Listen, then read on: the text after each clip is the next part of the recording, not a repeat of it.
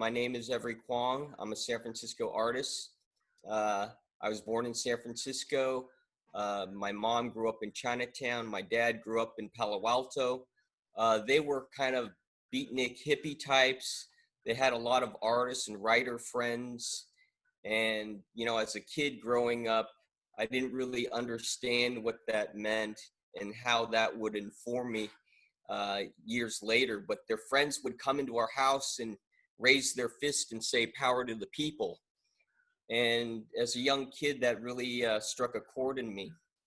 I just want to say that right now during COVID-19, we're in a very interesting time in our country. And I want to say that it's almost, even though it's a really difficult time, it's a positive time for me because it's making me really think about its history. And one of the reasons why that the two drawings that I'd submitted for the auction, one is a tank and one is a cupcake, is to kind of offset the brutality of the work that I do. In other words, that is to say that the work I was creating was so intense for me that I had to do things that would kind of make it a little bit more interesting for me or a little bit more light. And besides, those were the things that I loved to eat and look at and play with when I was a kid. One of the other things that I wouldn't say inspires, but maybe more or less react. My art is in reaction to the time we're living in. Each painting I do is a meditation.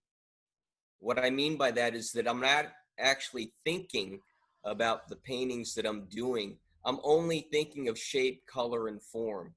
It's only when I step back from the work, then I understand, like, okay, this is what it's about. This is the trauma that we're in now. But at the same time, I think of it as a very positive moment in our history in terms of human rights for people. And I never thought that my work could be what it is now. And I'm very excited about that for the future of our country and making the art that I do. I want people to think about our country and who we are as a nation. And that's what's most important, I feel, in the work. I ended up going to the San Francisco Art Institute and getting an MFA and BFA in painting and drawing. And from there, I started exhibiting at local galleries like the Kiki Gallery, the Lab, and Southern Exposure, which were alternative galleries.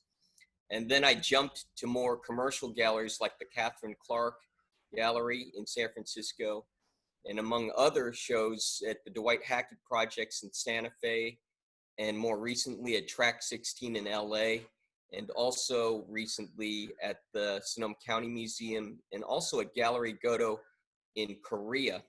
One of the great things is I got an article that I'm in the date book in the SF Chronicle that just came out this week, that I will be in a show at the De Young Museum. So a lot of good things are going on. One of the other things that I've been involved with is I was in a documentary film called Smitten, and it was about Rene DeRosa's art collection. And the other one was another documentary film about, it was called Breath Made Visible, and it was about the modern dancer Anna Halpern, who happens to be one of the most important dancers of the 21st century. And then the last project, the most current project that I'm working on now, is about African Americans in the United States, starting from 1619, going all the way up to the present 2020, dealing with all the race riots and comparing what happened then and where we are now with it. And who do we want to be as a nation?